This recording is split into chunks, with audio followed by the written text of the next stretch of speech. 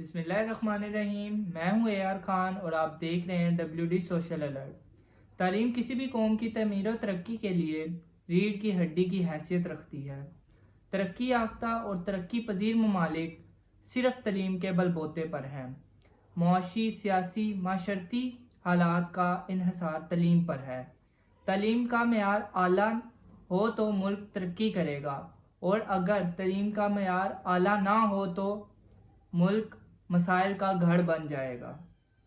ہمارے ملک پاکستان میں تعلیم کا نظام قابل رحم ہے اور تعلیمی نظام کو 2 حصوں میں تقسیم کیا ہوا ہے: انگلش میڈیم اور اردو میڈیم.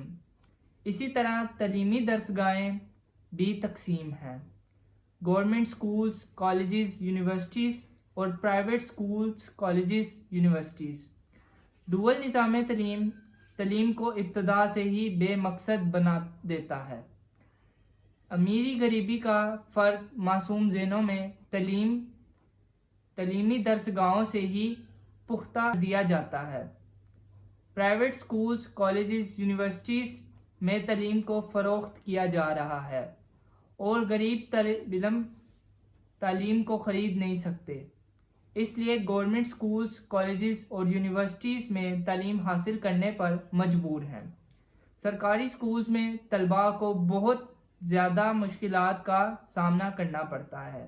ٹیچرز کی کمی، طلباء کی تعداد کا بہت زیادہ ہونا اور 2 شفٹیں، پرماننٹ ٹیچرز کا نہ ہونا، ٹیچرز کے تبادلے، ٹریننگ ٹیچرز کا نہ ہونے کی وجہ سے طلباء رٹے پر گزارا کرتے ہیں.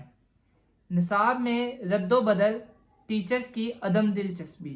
حکومتی سطح پر تعلیم کے لیے کوئی پالیسی نہیں بنائی جاتی اور نہ ہی حکومت تعلیمی معیار بہتر کرنے کے لیے کوئی اقدام کرتی ہے.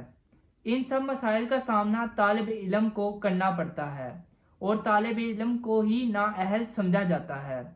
2021 میں کرونا کی وجہ سے طلباء کو کافی مشکلات کا سامنا کرنا پڑا اور تعلیمی معیار پہلے ہی قابل رحم تھا اور کرونا کی وجہ سے معیار بالکل ہی ختم ہو گیا. اب اسموگ نے فضا کو لپیٹ میں لے لیا ہے. غریب طلباء کیسے تعلیم حاصل کریں؟